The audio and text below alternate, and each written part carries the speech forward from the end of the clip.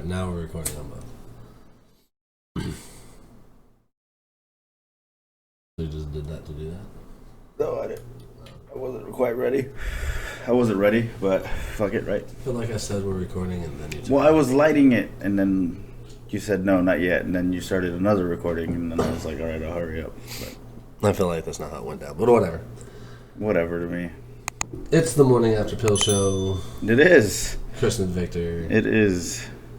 Today was fun. Today was fun, man. I had a good time today. We had a question rapper, local rapper from here in San Antonio. Hasn't been rapping for quite a while, but dude's been up to some shit. Now he's an entrepreneur. Now he's like fucking full-fledged, dude. He's got his hands in everything. Yeah, he does. Yeah, he does. You'll hear some pretty neat stories, man. I said neat. I never say neat. Anyways. Who are you trying to impress? I'm not trying to impress anybody. I think it's just like it's neat. It's neat. It's neat. You think it's neat? It's neat. Who gets impressed by the word neat? I mean, if you're talking about like a fresh, like nice, neat made bed, then yeah. Yeah. Who cares about that? I do. That's just so wonderful. And I'm not trying to impress you. Oh. Did you just nut over a fucking... Yes. Like, new sheets and shit? Fuck that. That's like one of the greatest feelings in the world. I don't care. I like new socks. New Everybody socks is does. good. New socks is a very nice feeling. New everything is pretty good. Yeah. Yeah. I don't like new shirts, actually.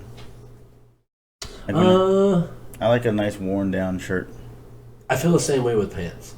Yeah, pants too. Pants. Like, I can't do, like, the new pants, like, it just feels too manufactured. Like the Dickies. There's no flow in it. Like those, like... The worker Dickies? The worker Dickies, yeah. Like the worker Dickies, they have, like, that fold whenever you first buy them. Crease down the middle? Yeah. Man, whatever. That's not a crease. That's a one of my fold. first jobs was at a dry cleaners. I was 15 years old. Mm-hmm. And it was so funny because so many, like, hardcore gangbangers would come in there and get their shit creased and folded with extra heavy starch. I shit you not, dude. It would, like, the pants would almost stand up by themselves. Yeah. But that was like the fucking style. I could never wear jeans like that. Yeah. I could never have starched anything. Like, it adds. I had to when I was working as a manager. They were asking us to crease our sleeves. We'd had to spray them down with starch and shit like that. Yeah, but that's different. You don't have the fucking crease down literally the front of your pants all the way. That's so down. weird, man. Dude, like the it was pleat, hard. like the pleats. Remember, like pleated pants. Yeah. Why are those? Why is that a thing? I don't know. I've Never understood anything never stupid been like required. that. I've never been to an event where someone was like, "Hey, your shit needs to be pleated." What kind of events are those? You need to have front pleated pants in order to come like, in. excuse me, sir. Sign says no shirt, no shoes, no pleats, no service. No pleats. Name of the bar is called Yes Pleats. Yeah. I don't know, dude. Is it comfortable? I can't imagine it would be comfortable at all. I'm not kidding you. It's like it adds slack to your pants. Pants up. Like, it looks like someone's standing in them, but there's no one in them. Yeah. It's really, it's weird, dude. Like, I can't imagine. Like, how do you put those on? I mean, they're just pants, bro. I mean, yeah. Like, do you think it made like a crackling noise? It's not pant science. It could be. Did you say a cracking noise? Yeah, like they crackle because all the starch and shit that's in it. Like you're opening a package in the mail. Mm-hmm. There are pants that just have them already like built in too. You seen those? Yeah. You can't do anything about it. So even if like they're wrinkled, you still have that fucking pleat down the middle. It just looks ridiculous, dude. Well, that's because you're supposed to iron the wrinkles out, and then it won't look so ridiculous. Yeah, I just dry iron. I just throw shit in the dryer. Wrinkled. Yeah, dude. Cat hair on it, throw it in the fucking dryer. Give a fuck. Give it 20 minutes. Dude, this fucking hat right here has fucking tons of cat hair on it. It sheds. That's why I was like, nah. Yeah, it's pretty rough, dude. It's alright. That's alright. Did you hear about this fucking 16-year-old student having a threesome with two of his teachers? Dude, that shit is so cool. I'm not condoning it, but I'm not like not condoning it. Yeah, you're pretty You know much what like. I'm gonna remain neutral on the subject. All I want to know, like, all I want to say is, like, first of all, when did teachers become so goddamn hot? You know what I'm saying? Like, when did that happen? When it became easier to become a teacher? Because maybe, dude, I remember like in all my years, like all 12 through elementary to and really the main ones, middle school to high school. Yeah. I had one teacher that I thought was hot. Like one teacher that I ever was like, even as a kid, like. Okay, but like ninth grade, I was like hot as a teacher back then. Let's just say on a scale of 1 to 10 for you, that was still like a 6. Oh no, she was definitely like a solid 8. Even now, it's probably still I would think would be a solid 8. Really? Yeah, she was hot, dude. Had like a Jersey accent. Name was Mrs. Johansson. Oh, well, shout out, big Mrs. old, Johansson. Big old titties and ass. Yeah. Yeah. I hope she hears in this. all my, I doubt it. But if you do, I'm an adult now. Holler at your boy. It's just crazy, dude. Like one teacher in all my years. This kid found 2 teachers in the same school that were like, yeah, we're down to fuck. Just right now. Either that kid is like the leader of the debate team, because there's a way that he convinced both those teachers to smash, especially at the same time. But like, that's just, when did that happen? At what point? Because I would have been happier to be born like later in life to have that opportunity. I don't know. I think about it. I When see. our I see fathers some were people kids, that they are were getting teachers whipped now. and shit in school. Yeah. This kid is whipping teachers across the ass with his penis. And my dad got hit with like a ruler. This is gonna sound weirder, but I remember more younger men teachers than I did younger women teachers when I went to school. Were you going to smash any of them? I didn't plan on it. Okay. But Clearly, there was the other way around, and it was a problem. You know what I mean? When they were hitting on the students, because Really? Yeah. No, like I could see that in college and shit, Yeah. but like high school, like I can like I clearly Some I of see them are why 18. some college teachers are fucking just drop dead gorgeous. Sometimes. Sometimes. None of the ones I knew. No, none of the ones that I knew either. Again, But then again, I see people who are teachers now, like people that I meet. Like, I'm a teacher. I'm like, what? You're so fucking hot. Like, True. It's bullshit. And they're like they're We no clearly more. They're missed probably out, dude. younger than us too at this point too. clearly missed We missed out on some great opportunities. yeah, because how old were those 2 teachers that got caught? They had to have been in their like late 20s at the most. They're probably younger than us, bro. Well, they're definitely not pushing 30s because I saw the pictures. There's no way those chicks are 30. I don't know, dude. I wanna. Okay. They're probably like pushing 30 at the most. Yeah. And they're smashing a 16-year-old having a threesome. 16 years old. Having bro. a threesome. Oh God. Okay. You had one teacher that was 24 and the other one was 32. Fucking almost. Like, really? 1 year younger than me, and then like 13 years younger than you. I'm not even like. I'm jealous. This story irritates me. It makes me jealous. Yeah. Because again, this kid was lucky enough to find 2. I mean, they're not fucking hideous teachers. Not at all. They're definitely smashable. Yeah. This kid found the 2 in his school and was like, I'm down for a threesome. Like, you guys can grade me on it. You guys can grade me on that. That way they're still getting paid. That one I wanted to Actually, savor that joke for a little bit. That was pretty good. Technically, they're just tutoring. Yeah. How the fuck? Like, who is this kid? Like, His name is Lucky, and he lives on Clover Street. And I think he went to, like, Rainbow High School. he definitely has a 12-inch penis. Even if he did, it's still... The kid's 16, He's and he still talked 16. 2 older teachers into smashing... You think he did that, though? You think like... Yeah, I don't see a teacher pack like, hey, we're going to find the hottest 16-year-old and we're going to bang them together. Like, I don't... Well... Unless, like, those 2 teachers used to masturbate to, like, student-teacher porn together, there's no way that thought came up, like, between the 2 of them. Well, here's one thing, is that the whole thing was consensual. Maybe he was smashing. We already know that. Like, the whole thing was consensual. Maybe he was smashing one of them, and then was like, it would be cool if we got Mrs. Clarkson into this or whatever. Whatever the name would be. And then the other teacher was like, that's not a half bad idea. She is pretty freaky. You should hear the shit she says in the fucking teacher's lounge. And then, like, one day they're out having martinis or whatever. Yeah. And then she's like, so, do you want to bang Daniel with me? And she's like, son of a bitch, I'm in. Yeah. No fucking resistance. And the next thing you know, that kid's doing shit that, like, I would only dream of. And he's bragging about it. And I'm 37. He's bragging about it. What if the whole thing is a lie, dude? What if it's like a reverse, like, false accusation type thing? Maybe. Were they arrested? Yeah. That's not a false accusation. Yeah, but it happens to guys. I'm just saying if we want equality in all of these different things, then, like, maybe he's also just being a shitty dude. There's that double-edged sword, though, because, like, if a dude did it to a chick, we'd all be like, that piece of shit. Yeah, but I'm just throwing it out there. Maybe he's still being a piece of shit, but just the other way around. Maybe these teachers pissed him off, dude, and he was like, you know what? I fucked them both. Yeah. Dude, these bitches want to fail me, huh? Like, what if he, like, smashed these chicks in hopes that he was going to get a good grade, and they still were like, dude, like, your dick game, A+.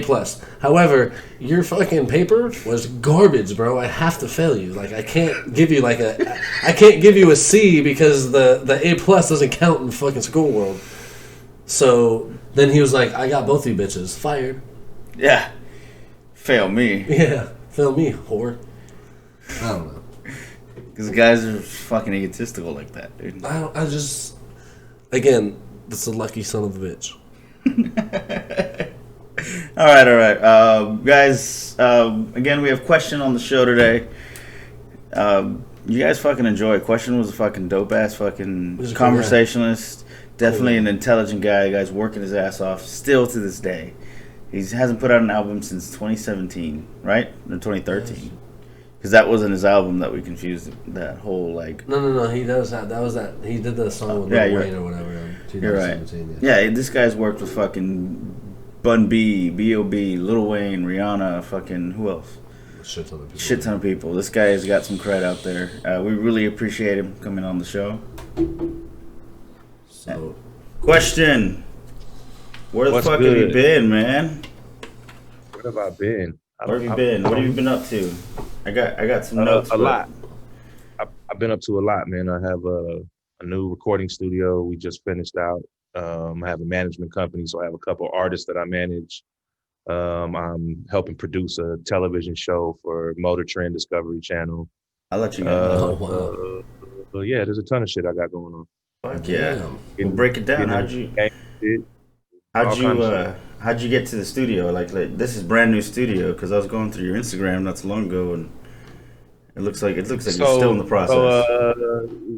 So we had a studio. We had another studio that was built about a year and a half ago that I opened called the Boombox. It was just built in a 40-foot shipping container, which in theory was kind of cool. But then you realize for a studio, a 40-foot shipping container is not really ideal. So decided to branch out and build like an actual huge studio that we could really, get down and dirty in and do all kind of crazy shit and have a bunch of hoes show up. There was room for hoes. That's really what you need for a recording studio. What's a good square footage for hoes? For room for hoes? Yeah, like how much square footage per hoe? You need at least 1,200 square feet, right? Damn. And that should fit roughly, 20 hoes? 10 hoes. 10 hoes. So you're giving them 12 feet per...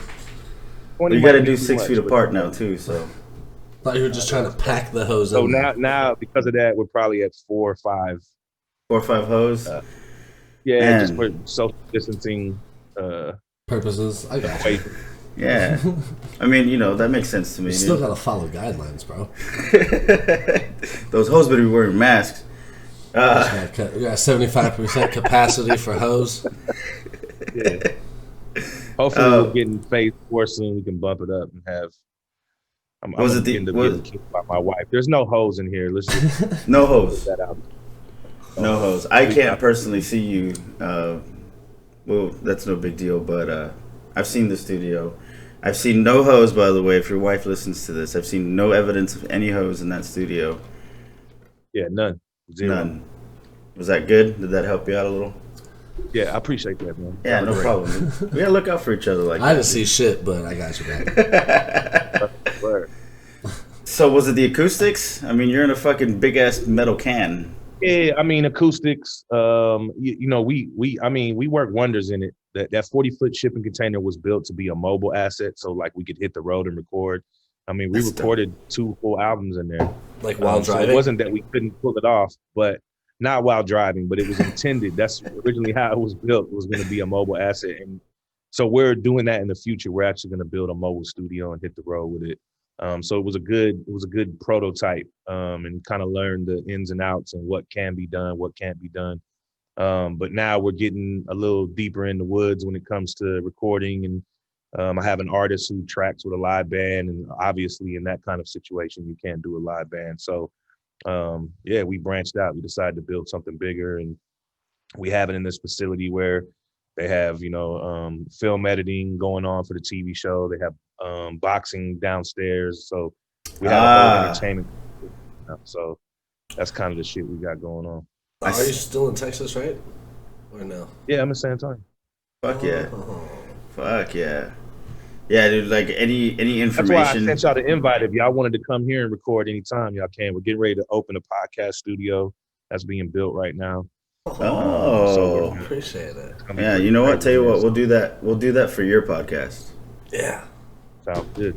That's what I'm talking about. What is your what do you think about doing for a podcast premise? Like, I don't know yet. I have a couple premises. I don't want to do like the standard interview, have a guest on. Like y'all were saying before we got on, like, I mean, that shit's cool to ask a few questions here and there. And obviously, if you don't know someone, you want to kind of pry a little bit. Yeah. But I want to do something different. I want to do something that's like, I don't know, something that's just fucking a little breaking up the monotony of how a lot of people do podcasts. Not saying there's anything wrong with it. I just feel like everybody kind of does the same format. Yeah, so I'd rather do something wild. I don't know what that'll be. I have a few ideas in mind, but it'll definitely be something different. It's not going to be the traditional, sit down and just talk about shit. I like it. We'll do something a little different. I like it. That was kind of what we were trying to do. Is that we wanted to be offensive. Honestly, that was our first goal. And then I went back and listened to a couple episodes of y'all's, and y'all definitely do a good job of that. So, congratulations! Fuck yeah! It's an art form, man. I think it's a talent to do that for twice a week or once a week. It's hard being such a shitty person. Yeah, being shitty takes effort, practice. But I think being shitty on demand is harder. Like, if you're just naturally a shitty person, it's cool. But like having to like turn it on and get in front of mics and do it, it's probably not the easiest thing to do. Because then there's that like when you want to meet people, like say like introducing myself to you at first, like you want to come off as a professional, like you want to come off as like you're not really a dick, but when you do like your performance or whatever it is, like you're an asshole. I get it. Makes perfect sense. What's kind of hard to get people to even agree to be on your shit if you start with the dickhead shit. Yeah. So you kind of have to eat your way in being a dick. I mean, I get it. That's why George Lopez hasn't done the show. I'm just fucking with you. Is he a dick? No. I was a dick to him. Oh. None of this is real. I say just when you do your podcast, just do it. Just talk for a little bit. You'll end up finding your niche. You ended up finding out like, what works better. You know what I mean? Have fun. That's pretty much what I tell everybody. Just have fun. If you're having fun, your audience will have fun. That's like number one right there. But yeah, dude, I remember like I tried to look a few things up, and I think the last article that I read about you like took back in 2013. I was like, none of this shit's relevant. Like Corona hasn't happened. Your latest album wasn't even out yet. Like I was like, none of this shit's fucking. It's all bullshit. I took a break. I mean, not even really a break. I guess you could say I retired from making my own music. Mm-hmm. Kind of got tired of it. It became fucking the same thing, monotonous and boring, and I didn't get any enjoyment out of it. And so for me, it was like, fuck all that. I'd rather do something else. And I I did. I got into the tech industry and was doing a bunch of shit in that world. And then 2018, I actually got super sick and almost died. I had a rare stomach infection.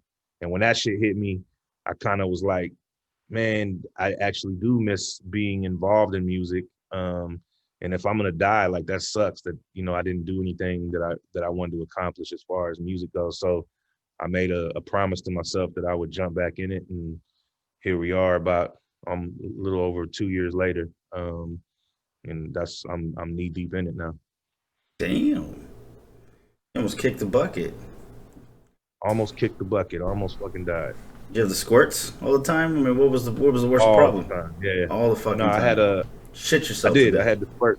Shit myself to death. No, really, in all honesty, that's exactly what it was. I had some fucked up stomach shit where I was shitting and knew something was wrong, and then finally, you know, lost a bunch of weight and went to the doctor, and they couldn't, for months, they couldn't figure out what was wrong with me. Tested me for everything, like fucking STDs, everything. They went through the whole gambit of what it could possibly be, and then finally fucking had to get a colonoscopy and found out that I had some shit, like definitely had the shit. Goddamn. Rare infection that not a lot of people get. And it took about 6 months of steroids and antibiotics and all this other shit to get rid of it. And yeah, it was pretty bad.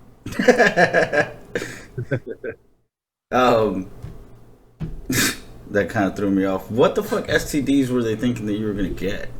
Dude, like, have you ever seen House? Every fucking episode is like they have a sexual disease and they're like, that could be it. And then they test and they're like, that's not it. And they just go down the fucking line. I think that's the safest assumption. They were just out of eye. Honestly, man, I started to get irate with them. Like, man, what the fuck is wrong with me? Do I have cancer? No, you don't have cancer. Do I have this? No, you don't have this. We just went through everything. And I think at that point, the doctor was like, well, maybe you have fucking syphilis, or maybe you had like something that just didn't make sense because I had this pain in my stomach. And, you know, they just went through everything and kind of just started checking shit off, because I was at that point where I was like, I'm gonna end up beating the shit out of one of you doctors, like, because you guys aren't telling me shit. I'm definitely not getting any medical help. Yeah, the medical system, you're gonna have to go. Thing in the prisons are terrible.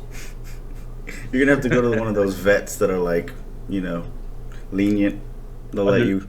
Yeah, they'll let you check them out under the table. Just give me some fucking ketamine and just call it a day. That's what I'm talking about. Yeah. Just give me drugs.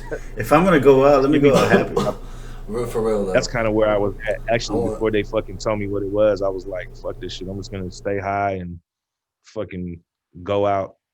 I got to a point where I was like, man, if this gets bad and I'm really gonna die, I'm gonna fucking do something crazy, like rob a bank or something, because at this point, that would be a way to go the fuck out, though. There goes your movie idea, though. I'm telling you right now. Your movie idea. Real. A guy is about to shit himself to death, and he doesn't have the money because he just beat up a doctor. Yeah. And then now he's gonna rob banks. Now think about that too. How easy would it be to rob a bank if you like shit yourself as you walked in? Like nobody's gonna stop you. Like, holy fuck! Just let him go. We'll get his fecal matter, and we'll find out who he is. Give him the money. Yeah. So fucking, your sweatpants will slide off. You got to look real cancery too if you do it. Like if you put on like one of those like hooded masks or whatever, like let it look loose as fuck. Like you can tell, like you're just wrinkled under the eyes. Wrinkled under the eyes, yeah. Fucking pale skin. Exactly. Let them know. Let them know you're dying. You need that money. What hood did you grow up in, man? Because some of your songs, man, all those streets, I've been there. Bridal. Parent Bridal. So, dog, I lived everywhere, honestly. So I spent most of my early years, I lived off of Calabria, kind of like, I don't know, right when you come off 1604, fucking Hidden Meadow area by like Zachary Middle School. I lived there for fucking, I lived there till I was about 9 years old. And then my dad went to prison. My mom moved over off of Cherry Ridge in 410. And so I spent most of my time there all through middle school. But then when my dad got out of prison, he lived on the east side. So I bounced between my mom's crib and my dad's crib. So I was over there, Cherry Ridge, 410 area, and then over off of Rigsby. And then high school, I kept getting into trouble. And so I went to live with my grandparents. My grandparents lived in Kirby.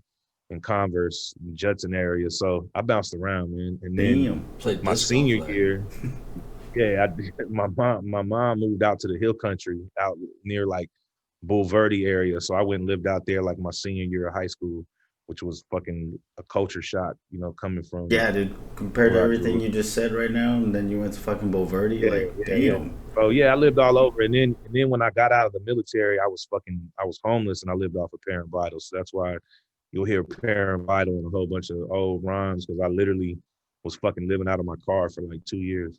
Holy shit. Fuck.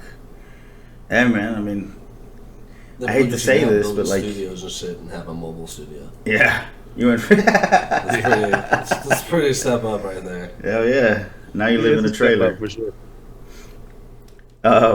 Hey, so what? I have to ask this question because I know me and Victor were listening to like a lot of your songs and shit. What's up with the Study Break album? Wasn't With that the what it what? was? There's a Study Break album under your name on Yeah. Spotify. That's not you, is it? Yeah, that's not you. It's not me. Oh, 'cause this shit is We were crazy. like, I thought man. it was just like you just made like a CD with beats. It like, sounded this is alright really too. weird. I was like, I'm gonna listen to this in a little bit because I was I probably have writing to that listen day. to it after we're done. Yeah. Yeah, nah, not me. That's so weird. It came up on your shit. Hey, See, so I had that who's happen. like? There's another guy that called himself Question, that I a couple years ago like had his shit taken down because I own the name, and Oh, then shit. about a year and a half ago, 2 years ago, I started seeing that shit popping up again. I guess he thought I wasn't around, so he could republish that shit. But now I don't Okay. really care. I'm not even at a point where I really care. So You're like, fuck it, just take it. fuck it. So Yeah, you've done there a you go. lot of collabs with a lot of different rappers. hmm Who Who's can the, smoke the most weed that you've met? Who smoked the most weed that I met? Yeah. Smoke Dizza, who was my label mate at Cinematic. Smoked literally in his name. It really, he lives up to the name. That dude smokes more weed than anybody I've ever met. Oh shit. So I figured it would have been someone else. Yeah, he smoked a lot of weed. I mean, you worked with The Bun highest I've B. ever been though, Bun B didn't smoke when I was around him. Really? I Oh mean, man, that Nipsey would be smoked a someone. lot. Trying to think who else smoked a lot. The highest I ever been though with anybody in the studio, I was in the studio with Snoop Dogg and Raphael Sadiq, and we took edibles. That And sounds about right. I fucking literally had a panic attack and thought I was dying. I've never been that high. Like, it's like an out of body experience. I could tell y'all some crazy ass stories, weed Oh, stories though. I heard So from a friend of ours, another friend of ours, that you got some stories. Eddie the Hunter. yeah, man. So like, oh yeah, man. Fucking Eddie's my dude too. He's fucking. I love that kid. Nah, man. I think probably actually the highest I ever been was actually I smoked with D'Angelo. I worked for Raphael Sadiq when I got out of engineering school. I lived in LA, Yeah. and he had me. I didn't even know at the time. He said, "Can you take a package to this hotel in Santa Monica?" I was like, "Cool." I show up at the hotel. I have no idea who I'm taking this shit to. It's just a big brown envelope. Open it up. It's a fucking ounce of chronic. I'm fresh from Texas. I've never smoked Cali weed in my life. We start rolling blunts, and I meet this dude who's his road manager first, and then out of the room, D'Angelo walks in. I'm like, oh shit, that's D'Angelo. Start smoking with them, and at the time, I didn't know LA well, so when I was going out there, I asked my roommate who's from LA, "Yo, will you ride with me and show me where to go?" Because this was before people, this was a long time ago, so I didn't have a cell phone, I didn't have a map. I was just doing it off of like printed out fucking map instructions on how to get there. Yeah. Good So old my man days. Reggie drove with me, but then because I was supposed to be doing this for my internship, like for Raphael Sadiq, I couldn't take him in with me. So he waited in my car. I go up and I spend like an hour just getting high with these dudes. And like, they're telling me like, yo, chill out. Like you're smoking too much. I'm like, nah, man, I've been smoking since I was a kid. It's great. I just keep, and this is the first time I've ever smoked like chronic.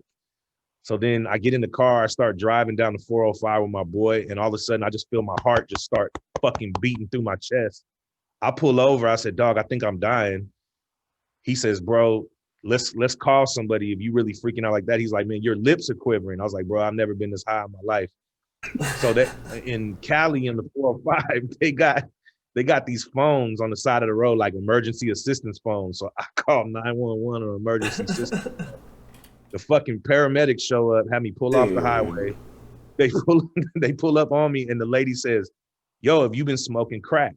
And I was like, "Nah, I've just been smoking weed." She was like, "Nah, that ain't weed. You smoke crack." So I'm thinking in my head, like, Oh, damn, did they no. put crack in the blunt? Like, what the fuck? I've never had any experience like this. She gives me a Xanax. This is the first time I've ever taken Xanax. She gives me a Xanax, and then I feel better. And I'm like, damn. She's like, I think you just had a panic attack. I was like, all right, cool. Next day, we show up in the studio. They walk in, and I'm like, yo, man. I just asked the dude, like, man, did y'all put like coke or crack in the blunt? And he starts laughing. He's like, hell no, you the one who brought the weed to us. Like, we didn't do anything. We rolled it up right in front of you. And he was like, weed. And I'm like, dog, I ain't never smoked no weed like that. And then decide to smoke with him again. Same thing happens, bro. I start fucking, my heart's racing. I'm like, yo, this weed is fucking very different out here. It's not the dirt weed that I grew up on. So yeah, I had to become accustomed to California weed. It took me a while before I wasn't having fucking full blown panic attacks and fucking heart racing. And yeah, bro. You had the paramedics walking away going, man, this guy is just a pussy. No, straight up. Like the girl straight up, the female EMT literally was like, you got to be fucking kidding me. And I was like, she was like, all right, dude, I'm going to give you a fucking Xanax. Chill the fuck out. And I think she's the one who started my fucking Xanax habit. But yeah. Thanks, EMT. Yeah, thank you. I appreciate you. And no more panic attacks. I just, can't do anything without Xanax. Fucked up all the time, yeah. Is that still a problem for you? What? Taking Xanax? No. Well, I mean, we can always get back to that. The weed's gotten better over time, though. So it kind of. I can't lie, man. I had a problem on Xanax for a while. I haven't taken one in years, but there was a couple years where I was popping them things like fucking Tic Tac. So yeah. Oof. Yeah, I've had some moments where, I mean, it makes you do shit that you could never like imagine acting like by yourself. I took a Xanax one time when I was smoking a cigarette. That, like my problem with it my problem, I never really felt crazy like that. My problem was I would just fucking forget like whole days. Like I would take them. And that's what I mean. But when you're doing those, Thursday, I take them on Wednesday, and then I'll be like, oh shit, it's Thursday. You're on autopilot. Just space out, like autopilot, and not even realize I missed the whole day. So. Yeah, man, I think it was about 2013, 2014. I had a pretty bad problem. And I had a friend of mine who was popping them all the time, and he got super drunk and died and had a heart attack. And after that, I was like, man, I got to stop taking this shit. Yeah. Yeah, I always try to keep an eye out for that. Every fucking time. Yeah, just stick to weed. What's holding you back right now? First thing you said was I can't. Smoking. Just because I have people in the building right now, like I have people coming in and out of here today, so I'm trying to be polite. At night we smoking here all the time, but during the day, just because we have clients in and out of here, just no smoking during business hours. Respect. I could if I really wanted to, but like I said, there's people coming in here today, so I'm just gonna be respectful and not fucking not being this early in the morning. So what's next for you, man? You artificial? That's what it's called, artificial management. But you get artificial is my management company. Yeah. Mm-hmm. So I have 3 artists. I have this kid Corey Kendricks from Denver who I just signed, Daniel Leone, and then Bankroll. So the 3 of them I got on the roster. I got a couple other people that I'm looking at. I'm starting to get into producer management, so I have a couple producers under me that I'm going to start managing.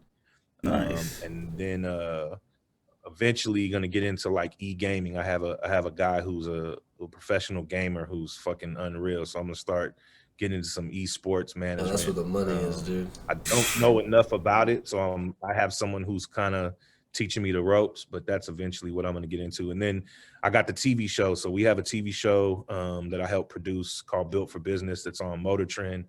And then we have 2 other TV shows that are in development, cable network TV shows. So I'm cutting my teeth on that. I'm learning it. It's a different business. It's different than music, but a lot of the same principles apply. So yeah, that's where I'm at. Well, sometimes it'll give you that fresh that freshiness to it. It's a different set of eyes or a different mind coming into something. Probably what it That's needs. exactly that. Even getting back in, I've done music my whole life, but management is it's very different. You're on the other side of the table. You're dealing with shit. Now I have a bigger respect for my old manager because I realized how much shit he went through with me. Yeah.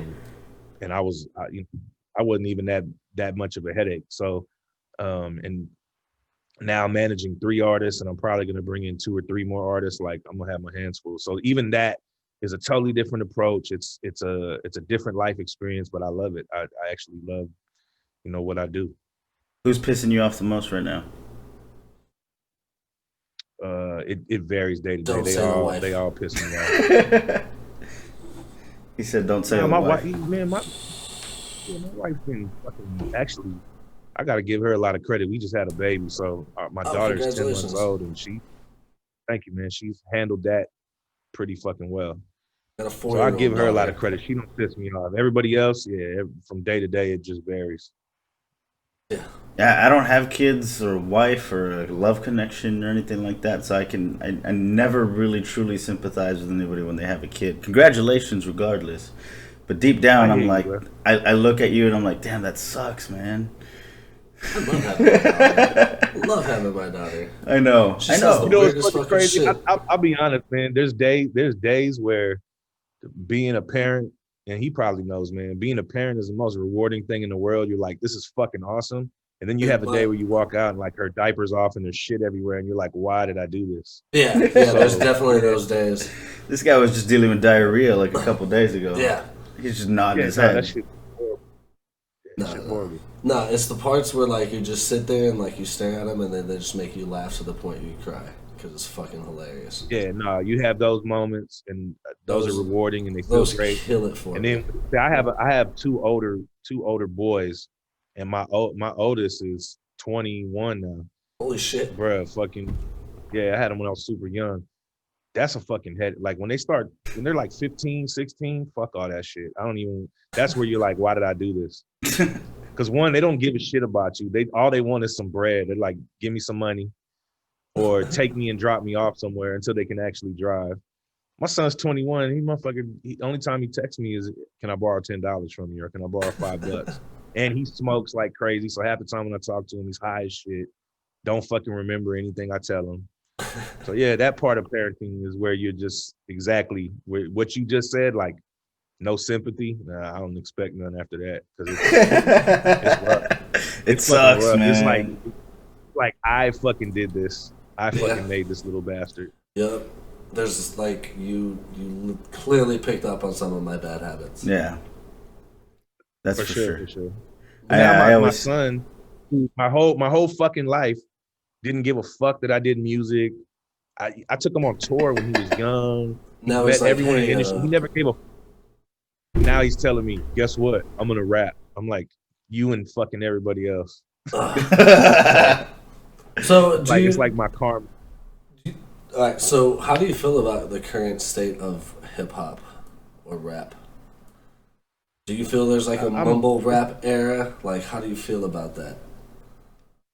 I guess, yeah, there's a mumble rap area, but I think right now music, hip hop period is so fragmented. It's not like it used to be before where it was, this is what the sound is and that's it.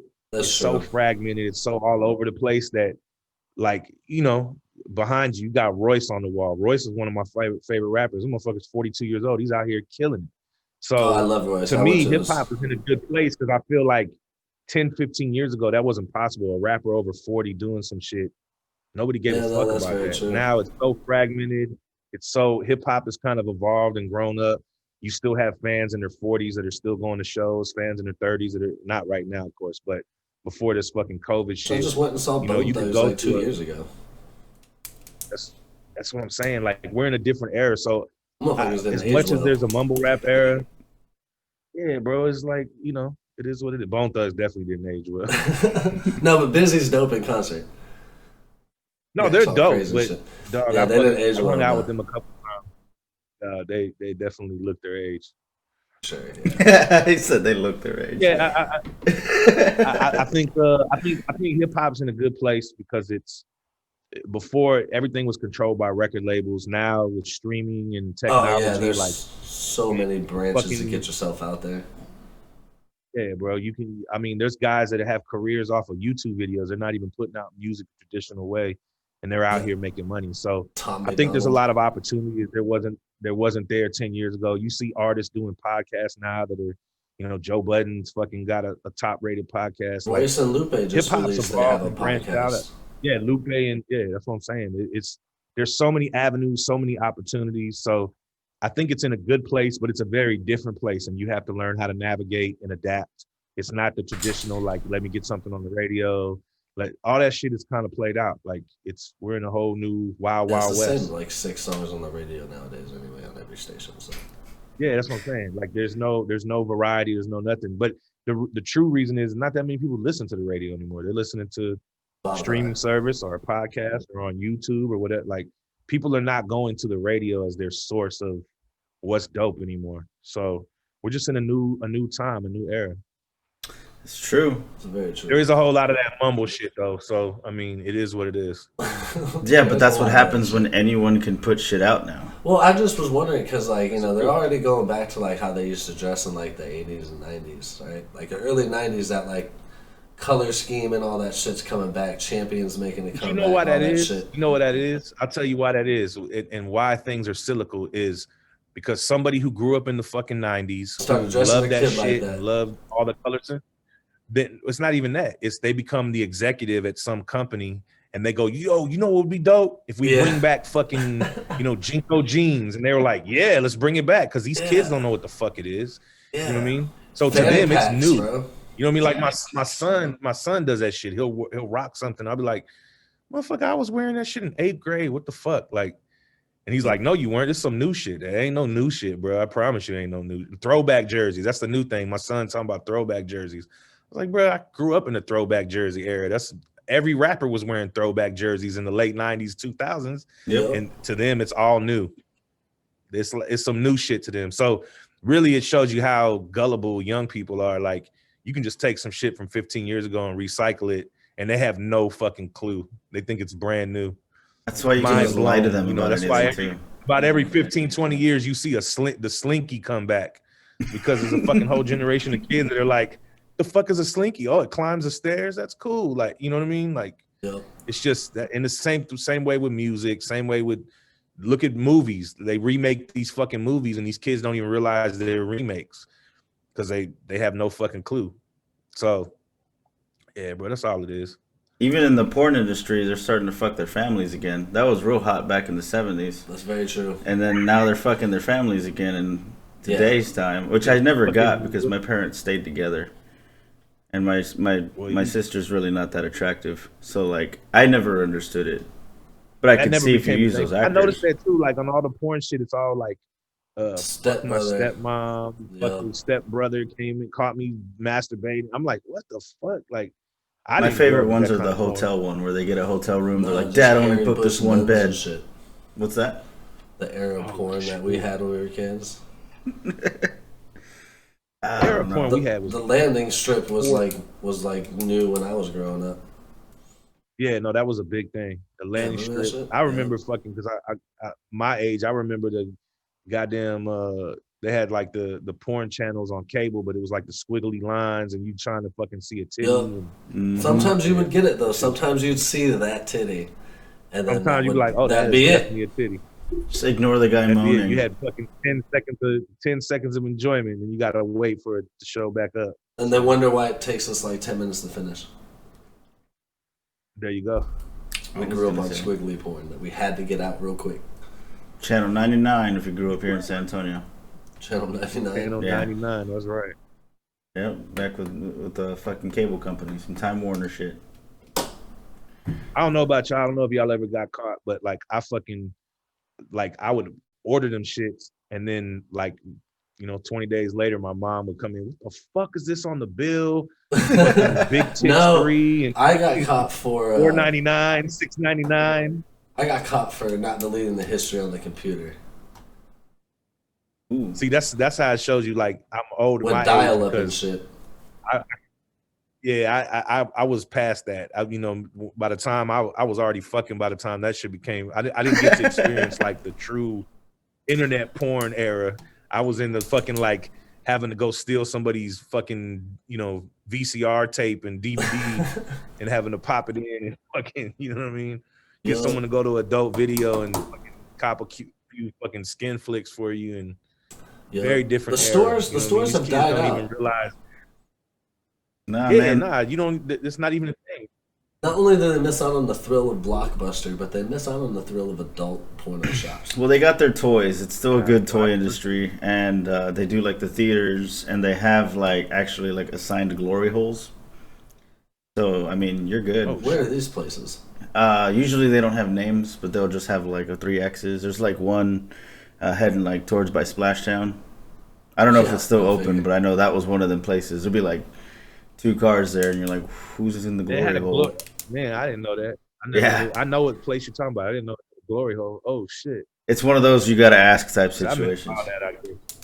Wow. Can you imagine walking into a place and you're like, excuse me, which way to the glory hole?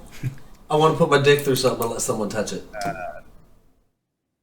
But I think that like is kind of crazy when you think about it. Like, kids these days don't realize how fucking easy they have it. Like, they literally can just type in Pornhub and find whatever the fuck they want, and like anything. When we were young, like, and it's in the palm of their hands. They don't know like how sneak out when your parents went to the grocery store and shit just to play. Like holding the magazine in your hand. Man, like, so back then, like, most kids didn't have their own computer. You had like a family computer, so you had to sleep and be quiet as shit.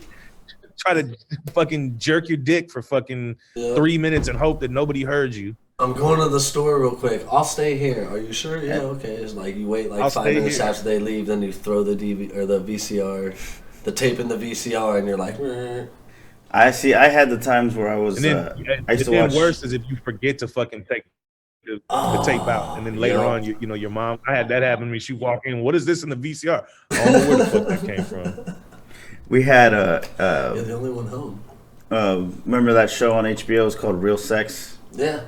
I used to have to, because we only had cable and one TV in the entire house or whatever, so I would have to go like sneak out and start watching it. I put it on mute, and I would remember putting like that last button or like the last button on your TV, so it'll like switch back to a channel. Oh, so you knew the last previous channel. Yeah, so I'd put it like on Cartoon Network, and then like just switch it back and forth just in case. Yeah, the best is when you have picture-in-picture though. Yeah, that's where you learn how to be super slick. Where in a matter of like 2 seconds, you could put your dick back in your fucking pants and fucking hit the previous channel button and put your hand on your head like you're just chilling watching like cartoons at fucking 2 a.m. While you're trying to hide your boner. They know, man. Parents know. Yeah, they know. Parents know. Like my son right now, I have a 14-year-old. My 14-year-old, bruh, I don't even talk to him about it, but I know what the fuck he's doing. He's beating it like better not to say anything. I'll be like, yo, man, you were taking a fucking, what were you doing in the restroom? I was taking a shit. I was like a 58-minute shit. Like, God damn. It's in there. That's like the average length of all porno movies too, 58 minutes. Yeah, I'm like, bro, you must be either have a lot of stamina or you're doing that shit wrong, because it should not take you 58 minutes. You have so much that you can't decide on what to watch. That's what it is. That's literally what it is. You're like, I think I can find something just a little bit more exactly what I was thinking of. He's on page 27. Just fall down the porn rabbit hole. For sure. Fuck yeah. Next thing you know, you're watching fucking girls jam each other in the ass with a cucumber. Yeah, and you're like, dude, how did this happen? This is it. Is this a cooking channel? Yeah. I like it to HGTV. So, what's up with the boxing? You said you had a boxing ring down there. I see you know my boy Eddie. Like, what's the connection there? So my partner in all this music stuff, we also have a management company and a promotion company for boxing. So we have 11 professional boxers under us. Eddie Ortiz is one of them. Yeah. We have James Kirkland, who fought Canelo a couple years ago. Mm-hmm. World Star Redondo, who's getting ready to fight Benjamin Whitaker, who just fought PBC and ESPN a couple weeks back. So yeah, we have a whole professional boxing division here. So that's I don't manage any fighters personally, but I'm involved with it. I help kind of corral these guys and put some things together for them. So yeah. Well, there's an interesting group of people right there, man. For real. Definitely Boxers, yeah. Man. Boxers get a good conversation out of them before the CTE kicks in. You know what I mean? Before they start kind of losing it and start getting Real all talk. like shaky, and like start like remembering things. Like Eddie's kicking ass and he's not taking as many hits. That's true. Dude's fucking undefeated as far as I remember, and he's undefeated. Yeah, he's undefeated. So he's gonna last quite a while. Yeah, Eddie is one of the sharper guys around here. Smart kid. Yeah. Very, very cerebral. And I love kicking it with Eddie because Eddie will have some conversations with you that you honestly wouldn't expect out of a boxer. Yeah. Not to stereotype a boxer, but you know, I've met a bunch of them. Most of them have you know, the same kind of mentality, attitude, which is kind of like that warrior fucking I'll beat the fuck out of anybody attitude. Yeah. Eddie's built a little different. You know what I mean? He still gets into shit though. He just got into a fight recently. So street fight. Yeah, I know. So, you know. But whoever he fought I've was... been out with those guys. Yeah. Yeah, it's crazy though, man. I've been out with those guys a bunch, and it's weird, man. Like especially here in San Antonio, once you tell someone that's a professional boxer, motherfuckers start drinking and they're like, they start challenging them. I can take him. Bro, I've seen it. I don't know that happens. No, dog. We were at I can't remember where the fuck we were at. One of those sports bars. I don't remember which one it was. But anyway, we were, watching a fight. We had all the fighters with us. And somebody said, yo, that's a professional fighter over there. And this dude just walked up and said, you a pro boxer? He said, yeah. He said, man, I'll kick your ass right now. For no reason. Like, yo, what kind of shit is that? Like, for no reason, just because the person's a professional boxer. You're like, yeah, I'll beat the fuck out of you. And what do you say to that? That's fucking ballsy like for one. Pussy, you know? Yeah, it's super ballsy, but we've seen it a bunch. Like, we've seen it a couple of times. You can schedule a fight. I've seen guys do that to me because they know they can kick my ass. So I'll give them that. But to go up to a boxer, come on, man. Like, you're a fucking idiot for that one. Anybody who challenges somebody who is an MMA fighter. You learned in the prison. You fucking, your dad taught you in the garage. Your brother used to beat you up. Where the fuck are you getting this from? You trying to fuck the fat chick that works behind the bar? Like, who are you trying to impress? It's San Antonio. Nobody really gives a shit anyways. Your street cred only lasts like 30 minutes in this fucking city. That's the truth. 100% true. You're dumb. And that's what I like about the people here. They're easy to entertain. This is also true. He's like, this is why I made it. Like, wow. Easily impressed. Easily impressed. I like it. Yeah, dude. Yeah. Look what we've done. Look what we've done here. We started this. Oh, we wanted to mention to you, by the way, that you're our 1 year anniversary episode, right? Yeah. Is that right? Oh, shit. That's dope. Yeah. We'll release the episode probably later today. But, like, this is the only one until it hits the year. So, fucking... Yeah. That shit's grown. 3 days is like a year anniversary for. How many episodes are y'all in? You'll be our 61st. Yeah. Wow. 61st. Yeah, we've had a few. We've had quite a few guests on. Yeah. We had like a wrestler. We've had Andrew Rivers, a comedian. Had a bunch of local comedians. Clifton's been on twice. Did y'all see this? Did y'all see this thing about Dave Chappelle being in town? Yeah, apparently he was just here at the Pearl. Yeah. Yeah, he's still here. I got a friend who knows him, and I guess it's because the girl that opens up for him, she's from here, so he just came here to. I don't know what they're doing, but as far as I understand, he's not here to perform. He's here to kick back. Yeah, well, did he do the surprise show like a little bit before COVID happened? Yeah, he'll do a surprise show. He never says anything about when he goes on. Yeah. And Clifton made an announcement not too long ago on social media, like, we got a special surprise for you, something coming up. So we'll see what's up. Because Clifton works at the LOL. That makes sense. Yeah. So we might see some Chappelle. When I lived in LA, I used to actually see him all the time. We would go to the Comedy Store. I used to go there all the time and just drink and hang out. And a few times he just walked in and just went up. Like didn't say a word to anybody, just trying out material. And I love that about living in LA. Like that's the reason I love going to the Comedy Store, because those guys would just go out there and work out material. Yeah. And there's an art to the working out material. Like you can see when someone's polished, but I love when they're like trying to get the reaction and see if the joke works and if it connects, and then kind of polish it. So like I'll go out there all the time and see like fucking what's his name? Tony Hinchcliffe was like one of my favorite comedians to go watch. Because he would like work brutal. On shit. And like the first 2 or 3 times he would do it, it would be horrible. And then by the 4th or 5th time I'd see it, I'd be like, oh shit, he landed it. Like and some of it would just be timing. And you'd be like, wow, that's fucking impressive. Like it's the same joke, but it's just the timing of it too. That shit's fucking crazy. I love that as an artist, like me doing music, it's the same thing. Like when I see comedians do that shit's crazy to me. Like there's so much more to it than just being funny. It's like how you deliver it and the timing and the attitude and the energy. And then even the energy from the crowd is, sometimes that shit's not going to land. Yeah.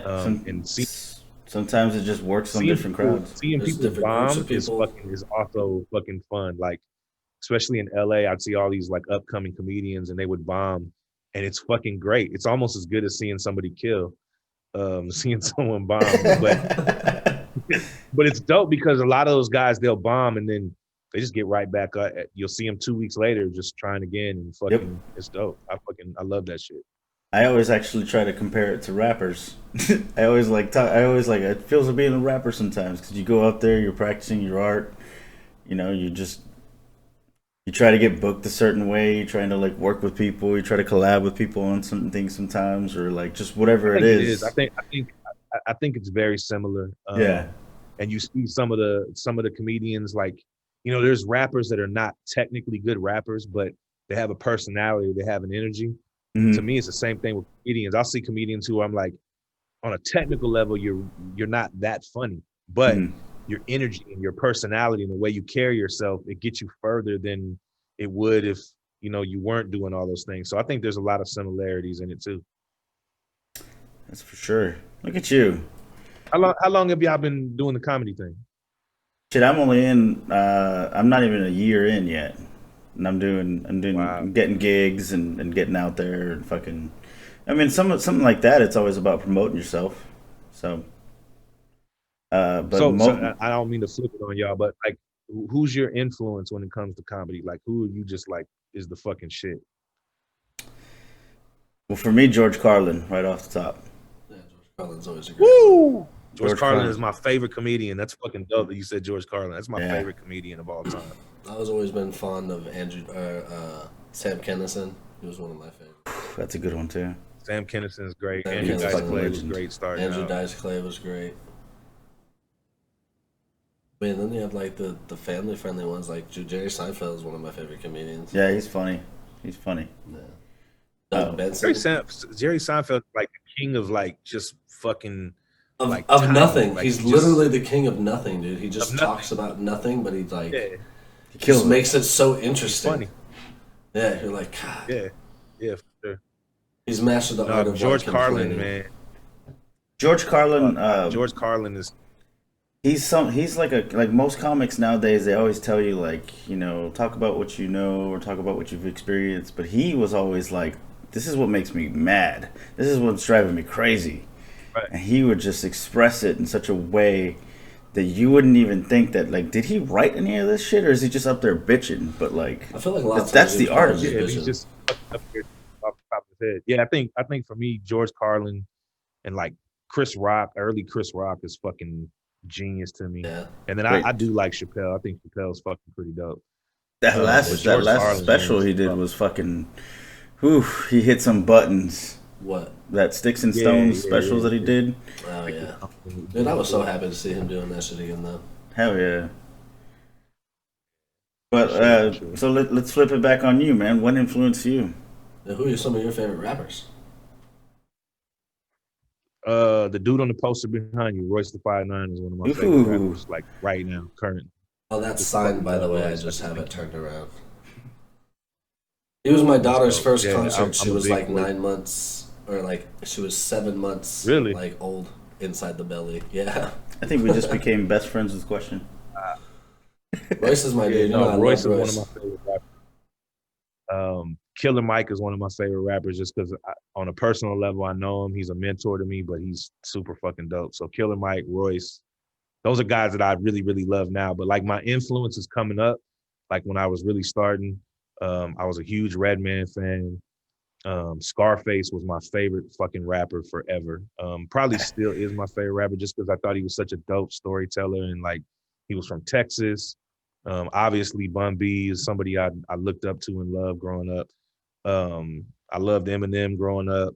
The guy that doesn't really get a lot of credit, but like was probably the biggest influence on me as far as like how I rapped and how I approached things was Ludacris. Like Ludacris, I thought was You know, I noticed in just like a amazing lot to of. me. I've noticed you said a few things about Ludacris in some of your rhymes and some of your earlier shit. Yeah, nah, man. Ludacris is one of my favorite rappers of all time. Ludacris is off the chain, dude. Yeah. Some word of mouth, bro. That's all it took.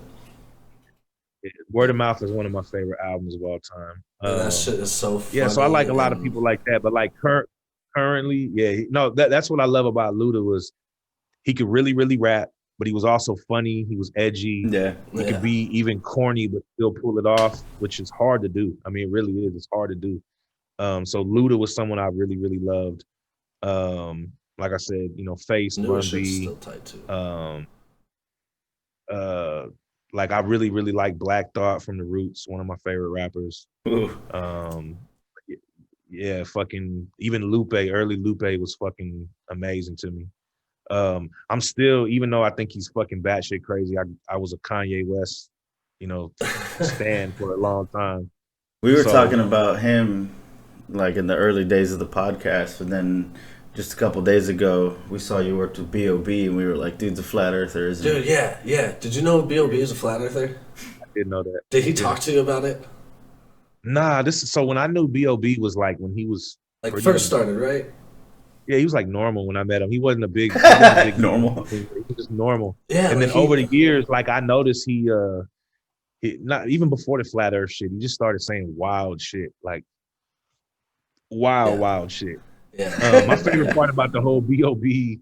flat earth thing is that fucking Neil deGrasse Tyson actually fucking responded to him. argues with him, dude. He argues with him. It's hilarious. Bro. Super fucking hilarious. I love when he does B.O.B. that and shit. then also man, like probably my biggest influence, Outkast was a fucking I'm an yeah. Outkast addict, bro. I love Outkast. I love Big Boy and Andre. Now, what would be one of like your favorite underground rappers that probably no one's heard of that you've? Underground rappers. I like this dude Odyssey. Fucking from DC. I think he's fucking unreal. Doesn't Shout get out enough to Odyssey. Some Wale. Odyssey. Odyssey super dope. But Trying to he's a think of somebody Redskins else. fan. Shit. Who else is fucking somebody that I really love? I have a favorite. I have like this favorite rapper. I don't think a whole lot of people know about, unless like Who's that? I mean, he's a Canadian rapper. His name's Classified. Got a Canada. I've heard of his name. I don't really know his shit, but I've Dude, heard. he's got some fucking pretty dope songs. Especially, he's got a song. He's got a whole album where it's called "Choose Your Own Adventure." So at that's the end, dope. so at the end of like a song, you can skip to track 7 if you want to do this, or skip to track 10 if you that's want to do fucking- this. That's genius because the Choose Your Own Adventure books when I was a kid was like one of my favorite books to read. Dude. Fucking- Give him a listen. That's He's off the super chain. dope. He's done shit with like Royce. He's done songs with B.O.B., Bun B. I mean, he's done tracks with a shit ton of people. He's just based in Canada from Nova Scotia. Just never comes to the Wow. United States. But he's a dope ass. He's one of my favorite rappers that like probably no one I'm really gonna have to check knows him out about. then because I know I've heard the name, but I don't know shit about him.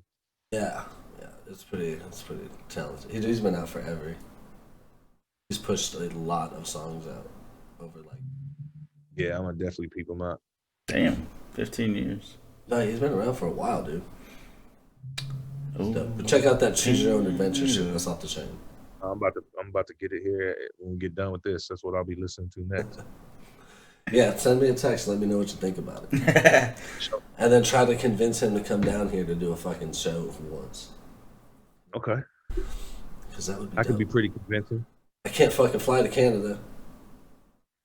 Yeah, that's crazy, dog. So that's the other thing. Like, I don't know how y'all are handling all this COVID shit, but like, I imagine it's fucking anyone I know. I don't know anyone that's managed well with it, regardless of where you're at in it. It's been fucking crazy. I Actually, loved it's it. been. I didn't have an Love issue it? with it. I love it. I was straight. I've saved so much money and shit because there's nothing to do. It's fucking fantastic. That's like the upside, though. I was telling my girl that I was Yeah. like, man, we used to go out to eat all the time. We don't anymore. No, like I'll DoorDash and shit because I'm lazy. Yeah, I was gonna say I DoorDash a lot. But I was doing that I definitely do it before COVID. before. So was Yeah. I. I But was not as already much as I'm lazy. doing. Yeah, but like it's just I got used to not going places and not having the option to go places that like I'm okay with just chilling at the crib, just play the shit out of video games or watch my weird ass Dude, that's documentaries.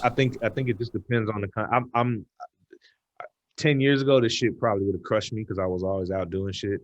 Man, this last couple years, I was already in the crib all the time anyway. So Yeah, you just get to that I age kind where of like agree you're with that.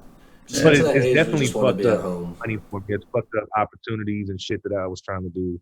We had a Yeah. big tour lined up. We had South by Southwest. I had all the artists booked for South by Southwest this year. So that got canceled. And then we had a tour lined up with Red Bull. That got canceled. With Red Bull? And then we have, with Red Bull. And then some movie shit we were working on. We were going to start basically early stages of doing this film. We had this guy, Brian Ramirez, here that's done some feature films, and he helps with a TV show. So we were in talks about doing some movie shit. All that's fucking on pause now. So a lot of cool shit that was going to happen didn't happen. Yeah, that is one thing that did suck. Was that if you had But I guess for anything people that planned, don't have shit going on, I'm just a homebody. I mean, I don't. It's been a while since I wanted to go to bars or go to hang out and chill and shit. Like I'm cool. I'm better off with just chilling at the Yeah. crib and doing something. I'm sure it saved my life, actually, in a sense, because I was a drunk. I was going out to the bar like damn near 3 times a week. Come home fucking plastered. Fuck. Yeah. And then now that it happened, I'm like, I kind of like staying home and doing shit. Now I have like a schedule that I fucking follow for myself and shit. So I'm grateful. I drink Do you still get drunk? casually. Though? Not as badly, not as I was much. gonna say, do you still get? Yeah. Yeah. When I go out and perform, I always make sure that I ain't gonna be drinking. I'll have a drink afterwards because there's still like some nerves, you know what I mean? So I'll have like a glass, and then my problem is like stopping. So once I get into 1 or 2, all of a sudden, next thing you know, I was like, I want 8. Yeah, I think that's a disease. Right. Well, it's only a disease if you're for rich and sure. white. I know they call it alcoholism. It's like legit a thing. I'm in denial of it, sir. Alcoholism, you're just a fucking drunk. You Yeah. keep falling down the stairs. You're supposed to take those steps up. Fair enough. Fair enough. But at least I know it. You know what I mean? It's fun to watch. It's gotten better. It's fantastic. It's gotten better. This guy used to take pictures of me fucking ass up in the air, Self-destruction is passed out. just a wonderful thing to watch. Word. Yeah. Yeah. So you one of those drunks where you just fucking lose all control? he's and one of didn't those. matter? No, he's one of those drunks that like he can fall asleep in any position. It's weird. Like he'll pass out in like weird positions and places. Wake up neck hurting because it's twisted like, up. It's just weird. Yep. I've seen him pass out a few That's different. crazy. Yeah, he just sleeps in like weird. I've caught him on like chilling on the couch or like whatever. He's just falling asleep in weird places. Like a bat, man. So when I was living in LA, we had a rule, like we'd have people that get fucked up in the studio, and we had a rule, like if you fell asleep first, then everybody got a Sharpie and would draw all over you. And fucking, I'll never forget, man, there was a dude named O that was a rapper, and he fell asleep, and my homeboy drew these little penises all over his face in Sharpie, but he was dark skinned, so you couldn't really see the penises on his face unless you got real close up on him. That motherfucker jumped up. They were like, yo, it's time to record your verse. He goes and records his verse. He's spitting. We're all dying laughing. He's like, what's so funny? Why y'all, what's wrong with the verse? We're like, nothing, man. Just finish your verse. He finished his verse. And then everybody was like, yo, let's go eat. So we went out to eat, and we went to a Mel's Diner in Hollywood. It was like fucking 4 a.m. We pop in there. Everybody's eating. We're sitting down. And this waitress just walks up, and she's like, how can I help you, whatever? And then she looks over and she goes, oh my God, why do you have dicks all over your face? I'm just ready to fight. Like all of us, man, like, fuck y'all drew on me. Well, in all fairness, you guys had a rule. Screaming. There's a rule in play. Yeah, it was a you rule. can't get mad about Fell asleep in the studio, you won't get drawn on. Shit. Now This next guy- time, Luckily, I never fell asleep in the studio. But while you guys were all taking Xanax, he was taking no dose, waiting for one of y'all to pass out after that. no, yeah. You get these caffeine pills, guys. You want some Xannies? Hell no. Fucking, this guy threatened to go live on our fucking like Instagram or Facebook and just show the world my ass up in the air, fucking hairy back, just pass the fuck Hey, out. I mean, that's a funny. rule now. He's threatened me, so I'm like, I can't do it anymore. I'm locking the door. This shit's hilarious. Well, fuck. Well, shit. We got, you know what, man? I really appreciate you coming out, dude. I really appreciate you joining us today. Cool. Man, I appreciate y'all having me, dude. Anytime.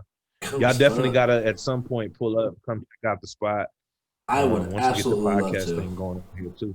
Fuck yeah. Anytime, bro. Y'all just hit Absolutely love that. Definitely plenty to talk about too, man. Well, make sure you guys follow Question on Instagram. It's at Question210. Yeah. His management company is Artificial Management. You got anything else? You got some boys you want to plug out and throw out there? Oh yeah, do rappers still do that yeah, shit, man. right? You can definitely we still do that. Check out Corey Kendricks. You can just type it in, listen to his shit. Bankroll, another artist I have, he's getting ready to drop a whole bunch of music. And then Daniel Leone, who is a pop R&B singer that I'm getting ready to push a whole bunch of stuff on. He's got new music coming too. So those three guys are the three guys you can look out for now. I have some other announcements coming about some other artists that I'm working with. And then, like I said, producers. I'm kind of sticking my hand in everything. So Fuck yeah, dude. Gotta dabble in a little bit of everything. It's entrepreneurship. Keep who kicking knows, ass. man? Eventually, I might get into managing comedians. We'll see what's up. Oh, shit. Dope. Uh-oh. That's me. That's mama. All right, man. Well, on that note, we're out of here. We'll All go right, ahead. man, I appreciate y'all, bro. Anytime, man. Appreciate it too, Question. It was a good time. We'll hit you up. Already, brother. Y'all be good. Hey, Yes, sir.